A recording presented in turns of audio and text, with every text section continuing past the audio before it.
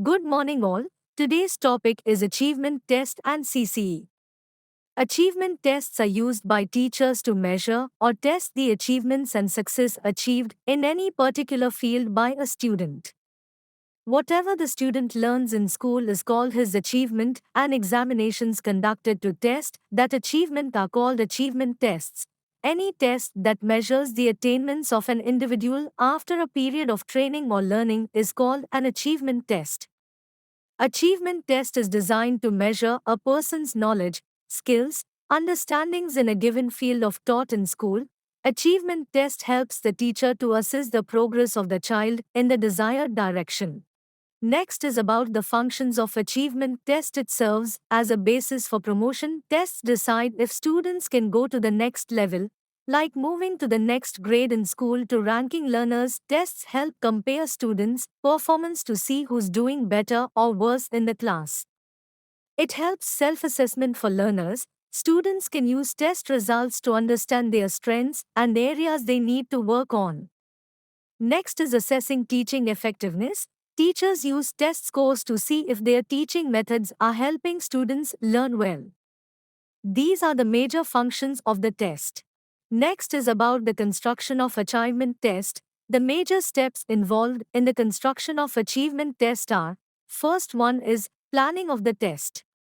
Second is preparation of a design. Third one is preparation of the blueprint. Fourth one is writing of items. Next is preparation of the scoring key and marking scheme. And the final step is preparation of question-wise analysis.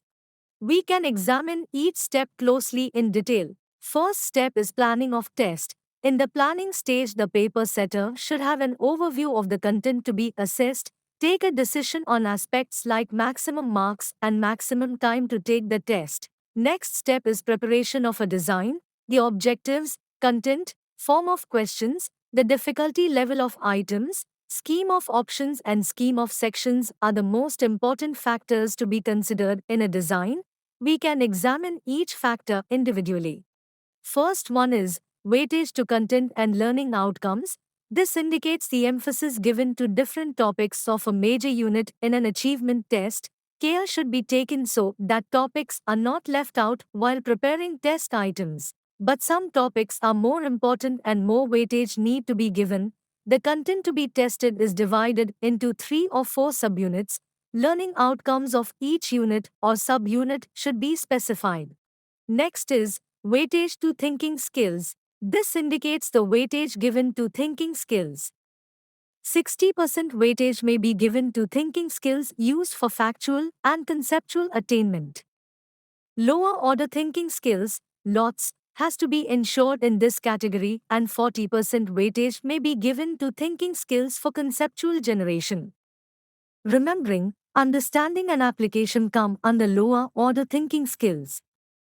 Thinking skills for conceptual generation means thinking skills needed for elaborating the concepts. Analysis, evaluation and create come under higher order thinking. And the next is weightage to the form of questions.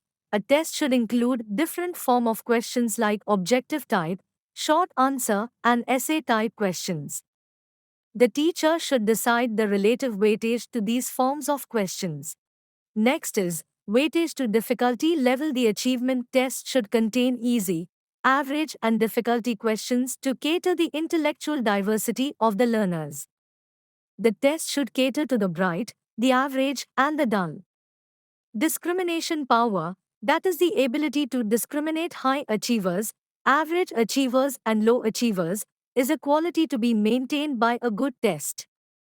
If the entire item are either too difficult or too average or too easy, the test cannot discriminate the levels of achievement. Hence, the test should contain easy, average, and difficult questions. Next is scheme of option.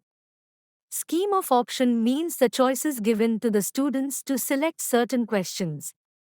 It may be external or internal option. In external option, pupil can choose a given number of items from the total number of questions. For instance, attempt any 10 questions out of 12. But in internal option, the choice is restricted within a question. For example, write an essay on any one of the following root. And the last one is scheme of section. This means categorizing questions into separate sections. For example, section A includes objective type, section B includes short answer type, and section C includes essay type. The third step in the construction of achievement test is the preparation of the blueprint. A blueprint gives the details of the designs in concrete terms.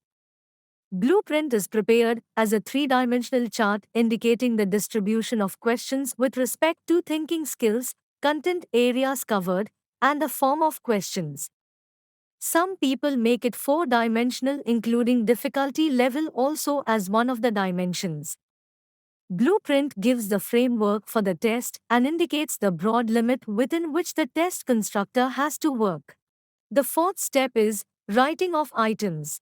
Based on the blueprint, the items are prepared from different topics with due consideration to objectives and form of questions. The difficulty level and the knowledge dimension also has to be considered while writing the items. The question paper should include the preliminary details such as title of the question paper, maximum marks, duration, etc. Each section should specify instruction for answering that part.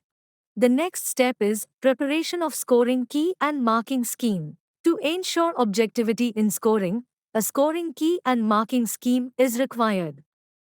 A scoring key includes letters or symbols that indicate the correct answer to an objective type item. The marking scheme gives the value points for evaluating short answer or essay type questions. Value points are credits for assigning marks.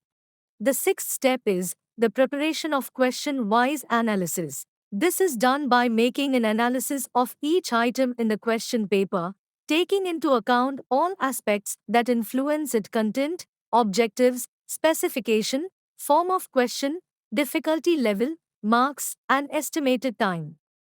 This analysis is very helpful to check whether all the aspects envisaged in the design and blueprint are satisfied by the test in its final form. If some mistake is noticed, it should be rectified at this final stage. That's all about the construction of achievement test. Next is about the continuous and comprehensive evaluation. Evaluation is a systematic process of collecting, analyzing and interpreting evidences of students' progress and achievement. The term continuous and comprehensive evaluation, CCE, suggests continuous assessment of the total growth and development of pupils. CCE helps to evaluate those objectives of learning which cannot be evaluated through year-end written examination. In CCE, both process and product of learning are evaluated. The two terms involved in the framework of CCE are continuous, comprehensive evaluation. Continuous evaluation means that evaluation is conducted throughout the total span of instructional time. Project works, practicals, collections, assignments, seminars, internal examinations, etc. are to be considered while evaluating the students. Comprehensive evaluation refers to the evaluation of the total growth and development of the pupil, physical, mental, social, emotional, and spiritual. Pupils are evaluated in both the scholastic and co-scholastic areas in respect of different as aspects of development. Evaluation is the process of finding out the extent to which the desired changes have taken place in the pupils. Thus, information gathering, judgment making, and decision taking are the three phases of the process of evaluation. Next is about the advantages of CCE. CCE creates a comfortable learning environment. It helps teachers improve their teaching methods. CCE allows personalized support for each student.